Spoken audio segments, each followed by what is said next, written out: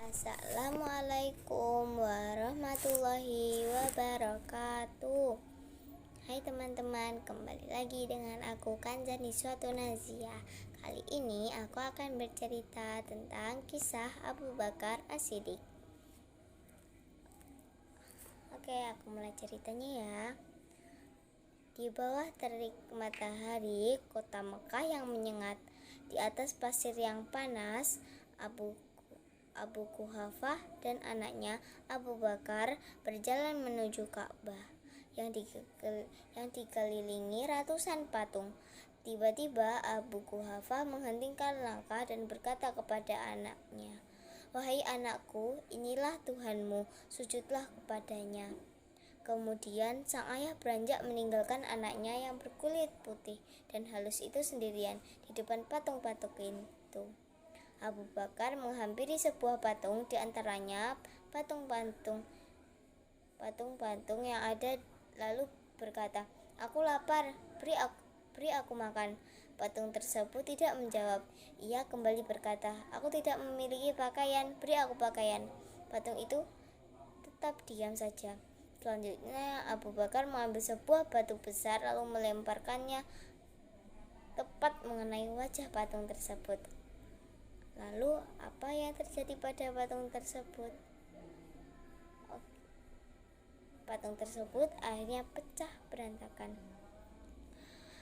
Wajah patung tersebut tepat mengenai wajah patung tersebut dan patung tersebut jatuh dan pecah.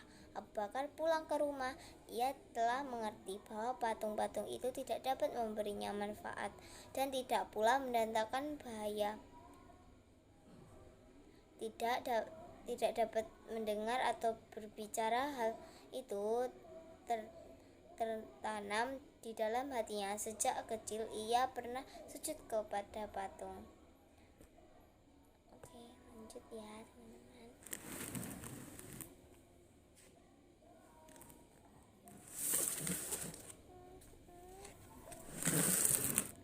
Abu Bakar atau Abdullah bin Kuhafah Utsman bin Amru bin Taim al-Quraisy keluar rumah. Ia tidak biasa bermain seperti anak-anak Quraisy lainnya, tidak pernah mabuk-mabukan dan berbuat kemaksiatan. Bahkan ia menjaga agama Ibrahim alaihissalam.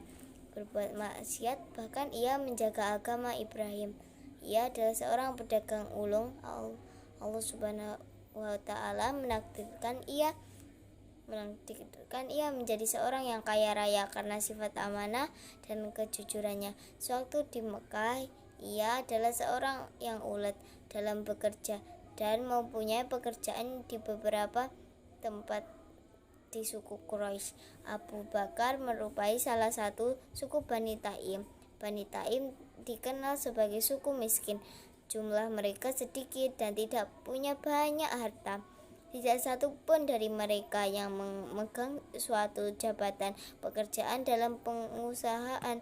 Orang-orang Quraisy inilah yang menyebabkan Abu Bakar keluar bekerja mencari nafkah dan membantu orang-orang fakir dan miskin, menolong orang-orang yang lemah dan teraniaya. Ia juga memegang urusan diat pada kaum Quraisy dan kadang malah menambahkan. Oleh sebab itu, orang-orang Quraisy mencintainya karena akhlaknya terpuji dan selalu berbuat baik.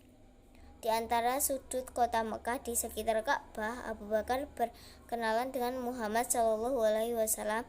Waktu itu beliau belum diutus menjadi nabi. Usia keduanya tidak terpaut jauh. Abu Bakar lebih muda 2 tahun dari Rasulullah. Keduanya bersatu demi mencintai dan menyembah Allah, menjalankan amanah, berbuat kebajikan dan berkata benar.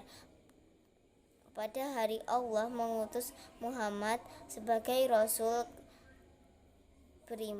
yang beriman kepadanya. Kisah keislaman Abu Bakar sangat singkat dan menakjubkan. Oke teman-teman, itu tadi secuplik kisah dari aku dari kisah Abu Bakar As-Siddiq.